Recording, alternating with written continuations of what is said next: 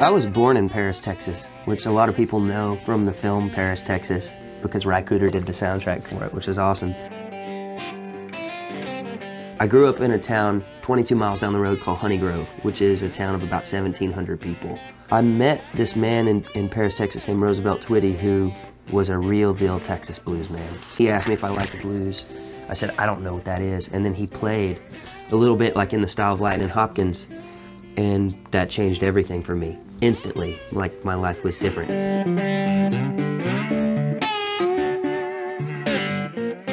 His intention was so genuine and gentle. It was, I feel a lot of joy because of this music, and here, let me share it with you. And we would just listen to Freddie King, we would listen to Albert King, and we started playing together. And he would say, like, man, go up here and just don't be afraid to mess up. And it was just he and I, so I didn't have to be nervous about being embarrassed. And so he kind of created this really safe environment for me to just close my eyes and try and feel the music and change my life.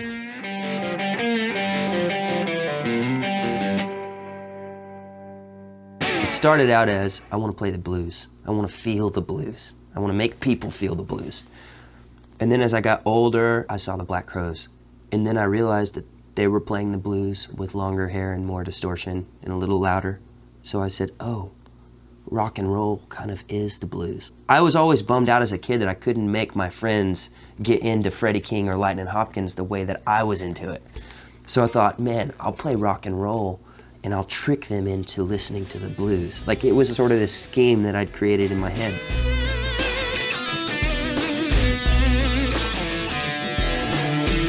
When I was 17, I moved to Nashville, which is a songwriting town, and I started trying to write songs.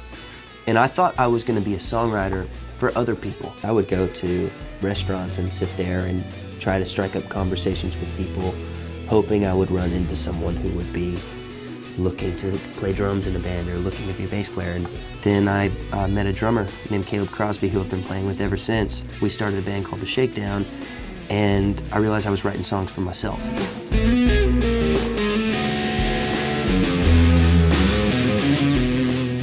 The priorities started changing once I realized, oh, I want to be a songwriter. I want to be a frontman. And so I started taking on a few different roles. This is just part of the bigger picture for me. And I didn't realize that as a kid. I thought this was the bigger picture. This is just a catalyst for it.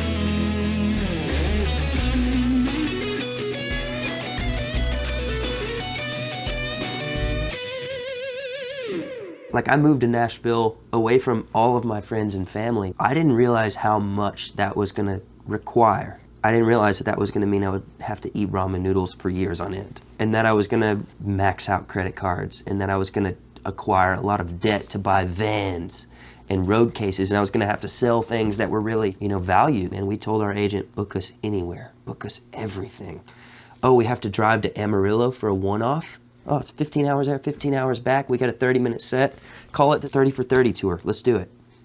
And we would do this stupid stuff where, like, I look at it now and go, yeah, dude, what were you thinking? We were going for it. And I think that you kind of have to have that mentality of, like, whatever sacrifice needs to be made, I'll make it.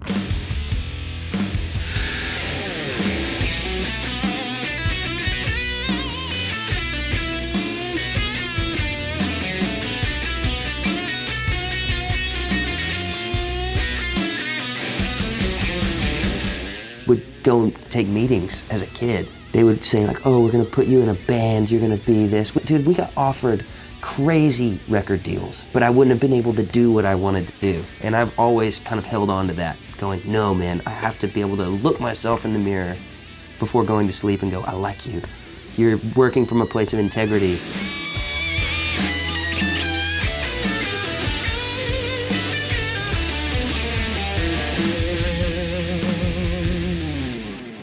If you don't have a choice, you have to bet on yourself, and you also just have to be open, see what works. Like, I realized, like with the Shakedown, a lot of the times the things that were connecting was when I wasn't just up there trying to rock and be a guitar hero. Is when I was singing the songs that I wrote when I felt overwhelmed by all of the things that life was throwing at me.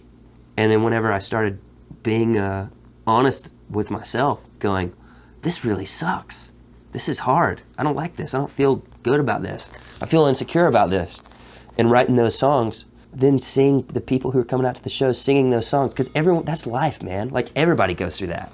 It's not all puppies and rainbows all the time. It's not all Guitar World covers. I never thought that we would get to go on stadium tours with AC/DC or Guns N' Roses whenever I was, neck deep in debt. We went through so much together where we played, on trailers in the middle of, some tiny town in Texas where no one was there, and, the club is mad at us because no one came. To then, be with the same guys walking on stage at Madison Square Garden going, come on, baby, let's do this. That's such a victory lap.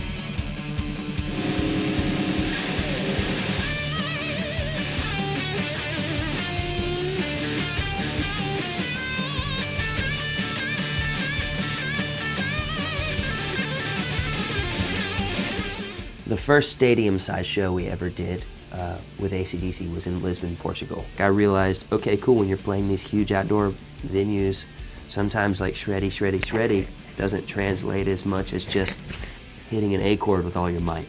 It forced me as a songwriter to focus on the songs. What is going to get these people who don't know us to sing with us? And I think a lot of that was just leaning into simplicity. Caleb, the drummer, realized, I can't be as dynamic with my drums because it doesn't translate. I have to hit the kick drum so they hear it in the back. Whenever I got called to go open for Jeff Beck, that was solo acoustic, and got to jam with him. And the first time that happened, I was completely horrified. I remember his manager came up to me and goes, don't mess this up. As I'm about to walk on. Are you kidding me? I was so scared. And I went out there and he's like, come on, egging me on. I felt like I had chum all over me and I was in the tank with a shark. It was awesome. And I got to do it 30 more times.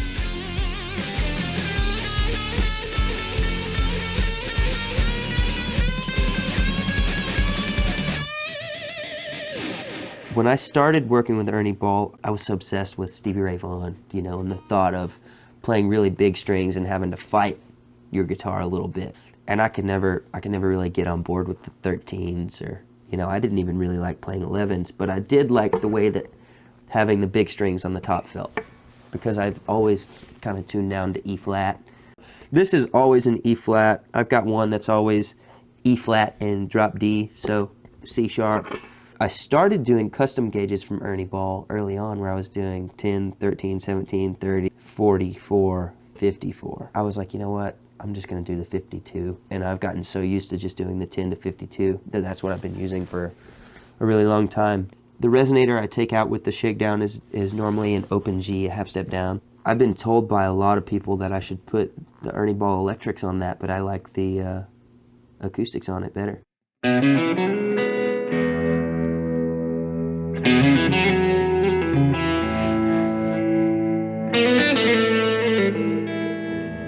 This is my main guitar that I play. This was actually a gift from my father, who took out a loan when mine was stolen. So I have another pink Strat, the one that's back there, that was stolen and missing for 5.5 years. That was sort of my main guitar when I moved to Nashville and started the Shakedown. And this one sort of was with me through the tours with AC/DC and Guns N' Roses and ZZ Top. And with the Shakedown, it's mainly 100-watt Marshalls and 100-watt Orange heads. When I'm at home in the studio, I like smaller amps a lot of the times. I have this little amp that was made in Austin called a Square amp, which is this old radio that this guy made into a tiny champ. And so that's all over the records as well, because it always sounds like it's about to explode, and I think that's awesome. I've had this little 67 Princeton since I was 14. As far as pedals go, I'm a fuzz nut. I love all fuzz pedals. I have a signature overdrive called the TB Drive. It's made by a company called Rodenberg out of Germany, and I've been using it for years and years and years on everything.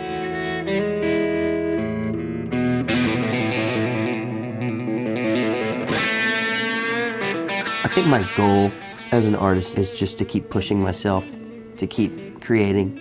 I come down here pretty much every day when I'm home and try to make something, whether it turns into a song or it's just a a track that I spend hours on that then I just jam over and then I'm done with and don't ever listen to again. I think the goal is just to keep creating and to keep staying inspired. This music brings me a lot of joy, and I just want to keep experiencing that and sharing that with other people.